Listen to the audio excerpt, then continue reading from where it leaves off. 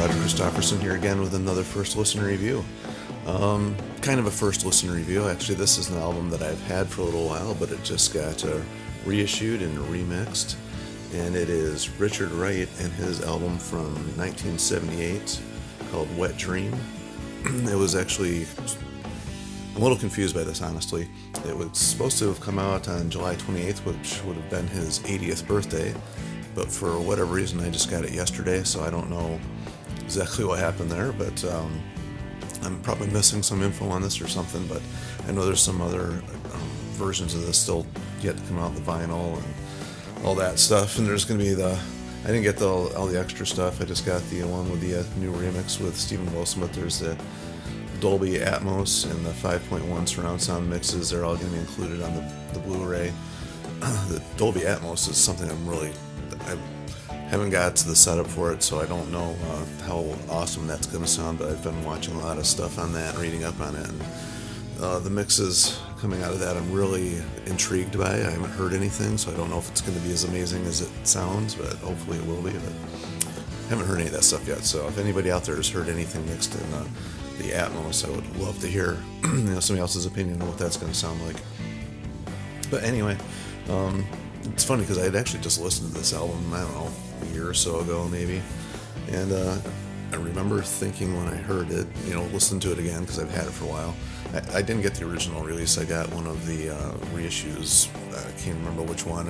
Probably like early 2000s I picked this up, and it was a reissue at that point because it went out of print really quick. It kind of didn't even make any waves at all when it was first released. But I remember thinking back then, man, this sounds like Pink Floyd, which is obvious because he's a member of Pink Floyd, but if you listen to David Gilmour solo stuff and Roger Waters, it's doesn't sound as connected to Pink Floyd as you might think, at least not as what I would think. But when I heard that for the first time, I was like, this just sounds like Pink Floyd, which this makes you think, wow, he really contributed a lot to that sound, more than maybe most people realize, to the sound of Pink Floyd. When you hear him by himself and you hear the other guys by themselves, how much he actually contributed to the sound of Pink Floyd, which you kind of know anyway, but maybe you don't realize how much until you hear it all separated like that.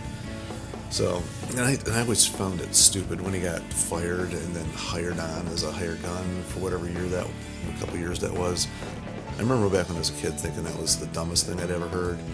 And now, listening to this again, I still think that's the dumbest thing I've ever heard. I don't know.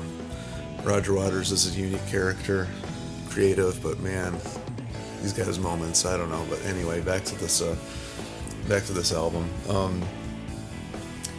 I love this album. There's nothing bad I can say about it. The recording of it was originally self-produced by Richard Wright, and self-financed and all that stuff, and it was done in Super Bear Studios in 78, and it was actually done just a few weeks before David Gilmour recorded his solo album there too. So it's kind of funny that they both went to the same place just a few weeks apart from each other.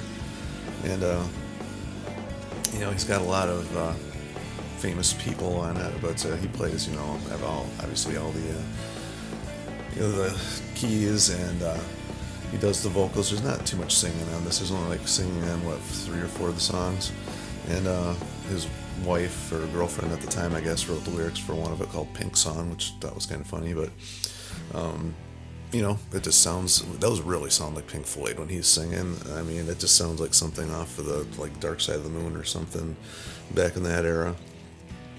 And the thing I really liked about it, it's got Snowy White playing guitars on this. And if you don't know who Snowy White is, he was actually a member of Pink Floyd at this point in time, live touring member.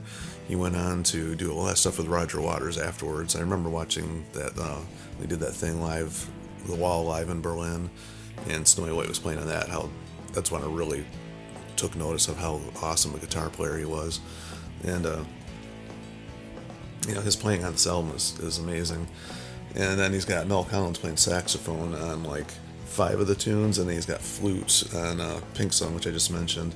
And it just sounds like Pink Floyd still, even with the saxophone. I know I keep saying that, but it really does sound a lot like Pink Floyd. And Stephen, I didn't go back and listen to the original to compare it, but I just popped it in, and just immediately you can hear Steven Wilson's like touch on it, and he always tries to like remain true to the original without like taking away from what the original sounded like, but he likes to add in the instruments maybe that were buried a little bit, and make notice stuff that was not quite as prominent in the mix, so nothing is lost in the mix. This is kind of the feel I get from Steven Wilson's mixes.